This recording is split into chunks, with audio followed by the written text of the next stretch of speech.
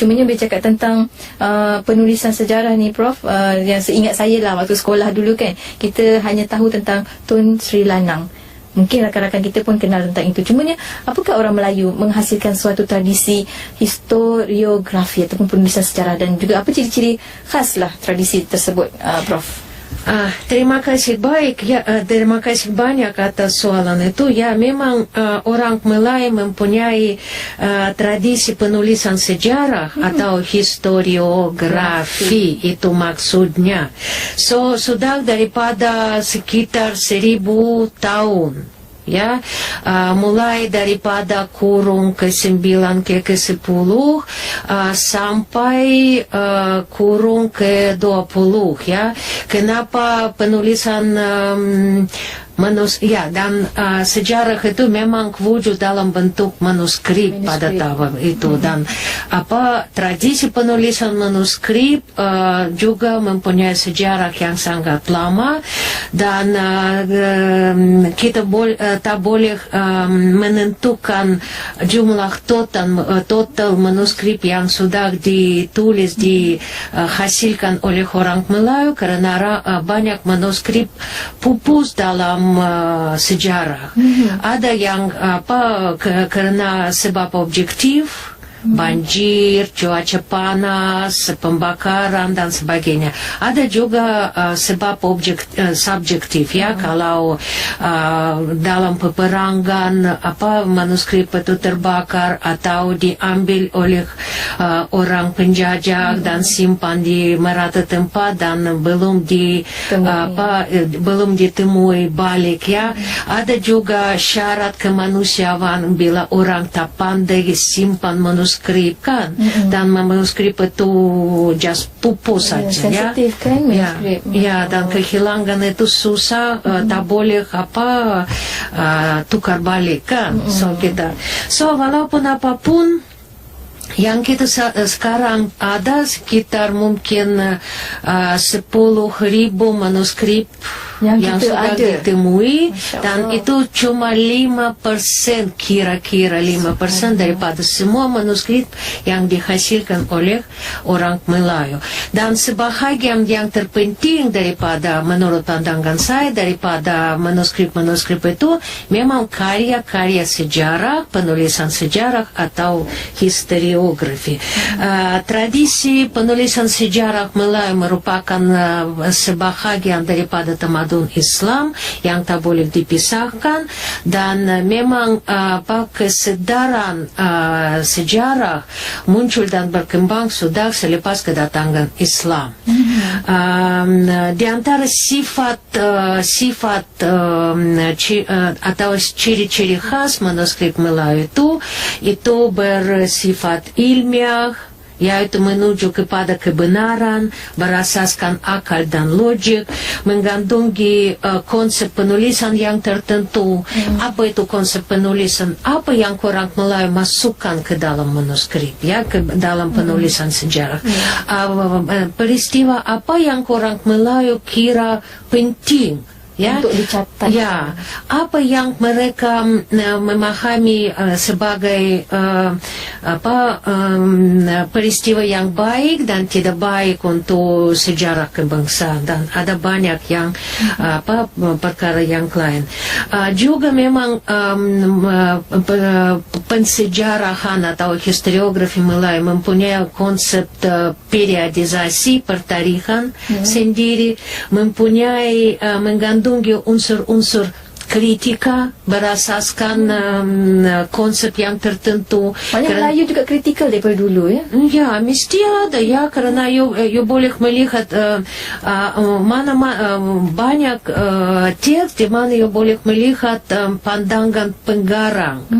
Walaupun teks-teks itu biasanya dikarang atas perintah seorang penaung, ya, raja atau sebagainya. Walaupun begini ya, teks-teks itu memang mengandungi unsur kebenaran yang tertentu. Dan kita sebagai ahli sejarah, ya, kita tahu macam mana mengkaji itu. Subhanallah. Ya, nah, di antara contoh ya yang berkaitan dengan sejarah penulisan manuskrip, saya boleh tunjukkan buku Provalatas, The Oldest Known Malay Manuscript, ya, Archive of Al-Nasafi, ya, yang ni. Dan saya berani tunjukkan beberapa buku yang saya sendiri tulis dalam bahasa Melayu yang juga mengandungi cerita tentang historiografi Melayu, ya. Itu refleksi historiografi alam Melayu, ya. Itu Ini daripada Prof sendiri. Ya, itu saya punya, ya. Dan sumber historiografi di alam Melayu koleksi pribadi John Bastian. Ya, itu yang dua buku yang dalam bahasa Melayu, dan ada juga buku pasal itu dalam bahasa Rusia. Kalau ada orang tahu bahasa, sila baca buat saya. Inilah keuntungan, kelebihan Prof, sebab Prof memang daripada Rusia, Prof, ya. Jadi saya mempromosikan lah. Masya Allah, maknanya sangat dekat tulisan-tulisan tersebut, dan Prof sangat faham. Jadi itu Prof translate kan ke macam mana? Ya, memang buat translation, buat terjemahan, dan buat banyak komen. Yang buku itu yang cantik itu, ya, itu terjemahan ke dalam bahasa Rusia yang pertama, ya. Tuhfatan Nafis karangan Raja Ali Haji, dan buku itu mengandungi sekitar 1000 komen. Ya, so itu memang kerja yang cukup rumit, pening kepala, ya. Pening kepala, ya. Tapi Alhamdulillah sudah buat lah, menyelesaikannya, dan kita boleh baca, kita faham, ya, sebab dalam bahasa Melayu. Ya, kita coba faham. Masya Allah, Masya Allah. Dan mungkin kita nak sambung lagi ciri-ciri tersebut lagi. Kita ada lagi nak tambahkan ke ciri-ciri tadi? Yang sekarang cuma yang paling penting yang kita perlu mungkin jelaskan sebab ada pandangan juga kata teks-teks sejarah Melayu ni ada cerita je, legenda je, macam itu yang tak betul-betul, itu betul-betul tak betul, ya. Itu kerana memang dalam teks Melayu sejarah, ya, sejarah Melayu, teks penulisan sejarah memang ada beberapa konsep kebenaran, ya.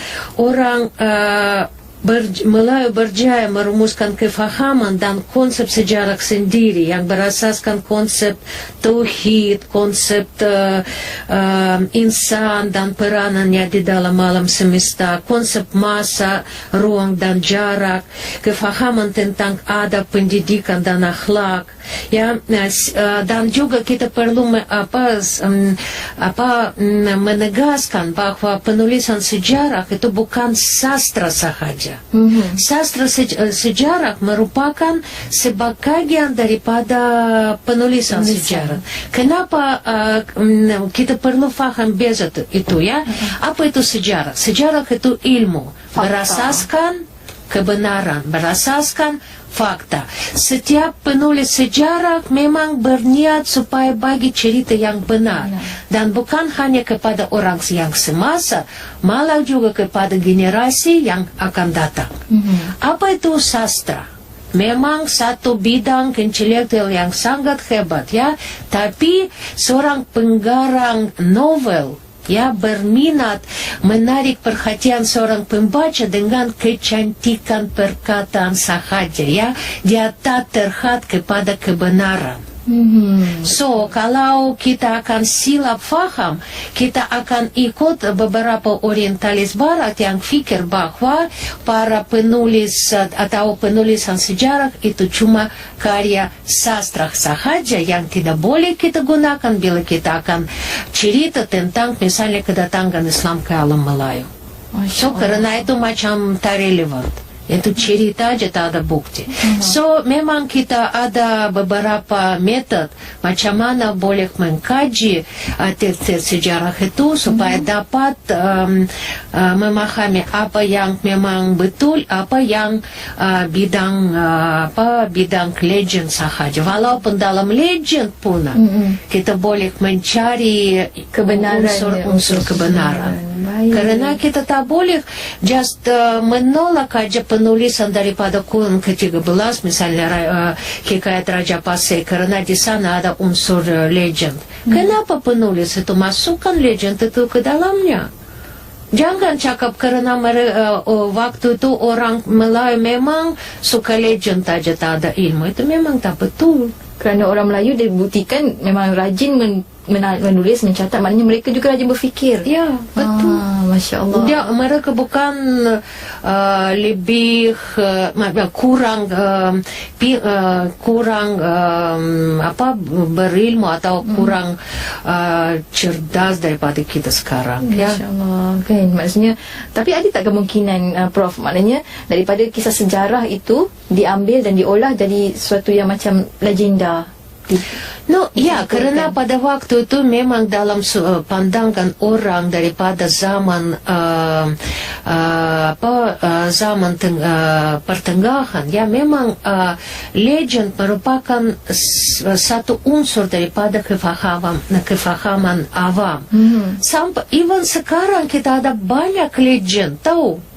Padahal kita tak berapa perasaan bahwa itu legend aja, kan? Legenda sahaja, kan? So, itu artinya memang legend-legend itu mencerminkan kefahaman pandangan awam waktu itu.